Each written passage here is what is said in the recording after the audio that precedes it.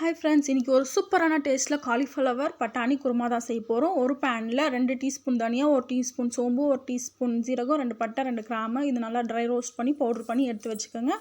இப்போ ஒரு கடாயில 1 டீஸ்பூன் எண்ணெய் விட்டு ஒரு மீடியம் சைஸ் ஆனியனை நல்லா ஸ்லைஸா கட் பண்ணி அது கூட நல்லா ஒரு கோல்டன் பிரவுன் ஆகுற மட்டும் அந்த எண்ணெயிலே வதக்கி எடுத்து வச்சிருக்கேன் இது வந்து நம்ம மசாலா அரைக்க போறோம் இப்போ அதுக்கு தேவையான பொருட்கள் 3 தக்காளி 3 பச்சை மிளகாய் கொஞ்சம் கொத்தமல்லி ஒரு துண்டு இஞ்சி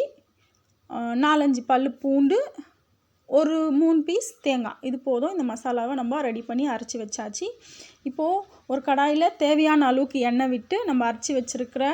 மசாலா அது கூட சேர்த்து நல்லா அந்த பச்சை வாசனை போற அளவுக்கு நல்லா அத கொதிக்க வைக்கணும் இப்போ இது கூட வந்து நம்ம காலிஃப்ளவர் பட்டாணி சேர்க்க போறோம் ஆல்ரெடி பட்டாணி வேக வச்சிருக்கோம் அதே மாதிரி காலிஃப்ளவர் க்ளீன் பண்ணி சுடு தண்ணியில போட்டு தனியா எடுத்து வச்சிருக்கோம் இப்போ பாருங்க இந்த மசாலாலாம் நல்லா கொதிச்சு வந்துச்சு இப்போ நம்ம அரைச்சி பவுடர் பண்ணி வச்சிருக்கோம் இல்லையா தனியா பவுடர் அது வந்து அது கூட 1 டீஸ்பூன் சேர்த்துக்கணும் கொஞ்சம் ஒரு 1/4 டீஸ்பூன் வீட்டு மிளகாய் தூள் சேர்த்து அது கூட நல்லா mix பண்ணி கொடுங்க அது கூட நல்லா mix ஆனதுக்கு அப்புறம் நம்ம ரெடி பண்ணி வச்சிருக்கிற காலிஃப்ளவர் பட்டாணியை இப்போ அது கூட சேர்க்க போறோம் பாருங்க இப்போ காலிஃப்ளவர் சேர்த்தாச்சு இப்போ இந்த மசாலா கூட அந்த காலிஃப்ளவரை நல்லா கலரி விடுங்க அந்த மசாலாலாம் அந்த காலிஃப்ளவர்ல நல்லா இதுவானதுக்கு அப்புறம்